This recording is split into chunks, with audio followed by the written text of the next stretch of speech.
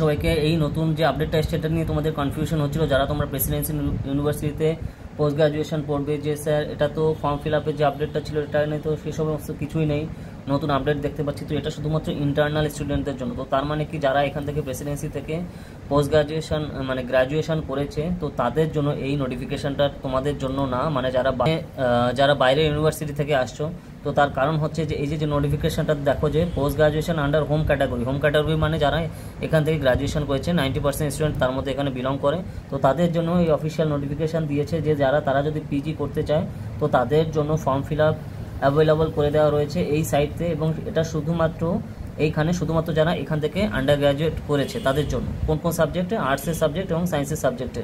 তো এটা শুধুমাত্র কিন্তু যারা প্রেসিডেন্সি থেকে গ্রাজুয়েশন করেছে তাদের জন্য, তোমাদের জন্য না, যারা বাইরে ইউনিভার্সিটি থেকে অ্যাপ্লাই করছো।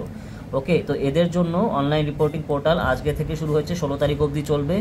আর এদের যে মেরিট লিস্ট দেবে সেটা 18 তারিখে, এই মাসের 4টের পরে। আর এদের কাউন্সিলিং কাম অ্যাডমিশন ডেট, ঠিক আছে, এদের কাউন্সিলিং এবং অ্যাডমিশন হবে হচ্ছে তোমার প্রেসিডেন্সি ইউনিভার্সিটিতে 19 তারিখ। তো এখানে ইন্টারনাল স্টুডেন্টদের জন্য আপডেট দিয়ে দিয়েছে, এটা কিন্তু তোমাদের জন্য না, শুধুমাত্র ইন্টারনাল স্টুডেন্ট যারা এখান থেকে আন্ডার গ্র্যাজুয়েট করেছে।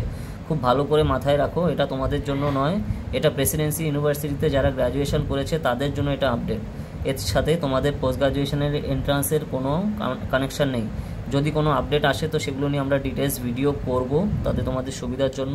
ওকে, এইখানে আর যদি কোনো আপডেট আসে সেটা নিয়ে আমাদের শর্ট ভিডিও আসবে, লং ভিডিও আসবে। তো আশা করি বুঝতে পেরেছো যে আপডেটটা কী সম্পর্কে বা কী বৃত্তান্ত। এটা শুধুমাত্র ইন্টারনাল স্টুডেন্ট মানে যারা এখান থেকে গ্রাজুয়েশন করেছে তাদের ডাইরেক্ট অ্যাডমিশনের জন্য, মানে যেহেতু 90% পিইউ কোটা থাকে তাদের জন্য আপডেট এটা। ওকে, তো তাদের মধ্যে সেই হিসাবে 90% মানে তাদের জন্য আলাদা করে লিস্ট তৈরি করা হবে, এবং সেই হিসাবে তাদের যদি উপরের দিকে নাম্বার থাকে যাদের থাকবে তাদের নিয়ে নেওয়া হবে। আর বাকি যেখানে 10% থাকছে তাদের জন্য এন্ট্রান্স এক্সাম নেওয়া হবে, এবং সেই আপডেটগুলো আস্তে আস্তে পরবর্তীতে আসবে আশা করা যায়। যেটা ছিল তো সেটা তো সম্পূর্ণভাবে মুছে দিয়েছে, তো তার জন্য আমাদের ওয়েট করা ছাড়া আর কোনো গতি নেই।